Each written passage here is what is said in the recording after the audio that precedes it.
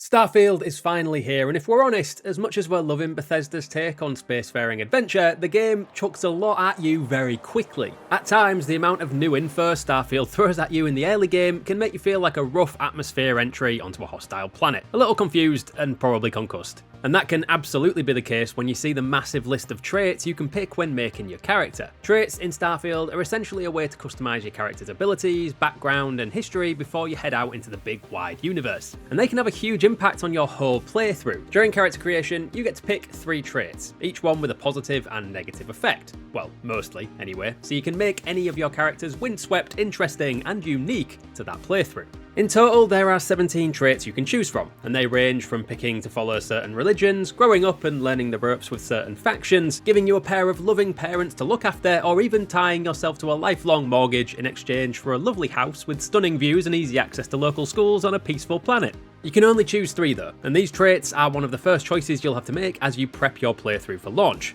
So which ones are the best? And which ones will add some fun factor and chaos to your adventure should you choose them? When it comes to which traits will get you off to the best possible start in life in Starfield, it's hard to look past the Raised Enlightened or Raised Universal traits. The problem with that is you can only choose one of them. Raised Enlightened gives you access to a special chest full of items from the House of the Enlightened that you can't get any other way, with the only downside being you lose access to the chest that Raised Universal gives you, and you also can't pick the Serpent's Embrace trait. The trait also immediately aligns you with the Enlightened, one of the 3 big religions you'll come into contact with in Starfield, and the Enlightened religion is much more focused on science, knowledge and logic than any of the others. So if you're more rational than mystical, this trait might be a good option for you. And you can't really turn your nose up at a free chest of items when you arrive on New Atlantis, can you? Raised Universal, on the other hand, has basically the same effect. You get access to a special chest full of items, but it's from the Sanctum Universum instead. They're a lot more mystical and spiritual than their Enlightened counterparts though, but if you don't mind a sermon with your space, they're a good choice. And honestly, either of these traits are a great pick for your first run through because, unlike the rest of the trait choices,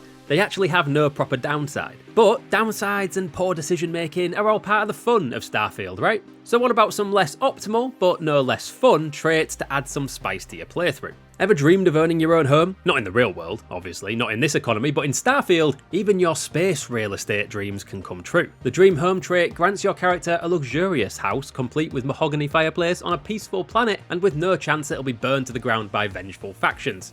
Probably. We'd still take out insurance. The downside, as is always the case with buying a house, is that you'll need to pay off a 125,000 credit mortgage with weekly payments needed if you want to keep the bank off your back. Credits are at a bit of a premium in Starfield, and things are expensive. So a mortgage can seem a bit of an existential threat that's a bit too close to home for a space RPG, but the perks of a luxury house to put all your stuff in should not be underestimated. And also, where else can you get a house for 125 grand? Putting up with the galactic equivalent of Tom Nook seems like a price worth paying. But if you don't fancy a dream home, maybe hero worshipped is the trait for you. You've probably already seen the adoring fan you can pick up in Starfield's trailers, and he's probably got the most objectively funny downside of any of the traits. You see, this adoring fan will follow you around, join your crew, and do his level best to be as near to you as possible at all times. But most importantly, he will occasionally shower you with free gifts that you either use yourself or re-gift to a shop for some much needed credits. The con of this trait is the adoring fan is annoying as sin. He will interrupt, he will talk at you incessantly, and will occasionally have you questioning if this walking stream of consciousness is actually worth keeping around. The rewards are plentiful,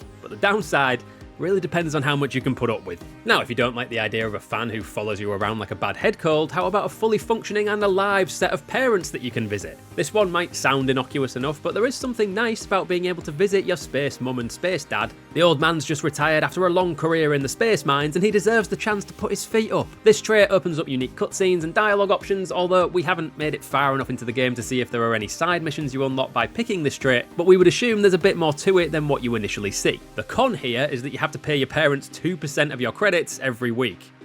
Look, they raised you, you'd better keep them in the manner to which they have become accustomed. This can obviously get pretty expensive the more wealthy you get, but surely it's worth it to keep your loving parents alive and well, right? Alternatively, if you're looking for actual gameplay buffs and intend to jump around a lot with your grav drive, you can't really go wrong with Serpent's Embrace. This trait aligns you with the shadowy and mysterious followers of the Great Serpent. If you're planning to frequently make jumps between star systems, it's a great trait to pick up, as grav jumping will give temporary boosts to your health and oxygen. The downside is that if you don't grav jump regularly enough, health and oxygen go down. So as long as you're hopping around often, it could be well worth a pickup. You might also find yourself able to find out more about this strange religion that worships worships the Great Serpent. Ultimately though, no matter what traits you pick, you aren't necessarily stuck with them forever after you leave the character creator. Every individual trait has a little quest or activity you can do to remove it, from relying on the friendly folk at Reliant Medical Surgery Centre to remove unwanted ones, or just to straight up murdering the adoring fan after you've had enough of his incessant chatter. Same probably applies to the parents if you're really sick of supporting their lifestyle. There's always a way in Starfield,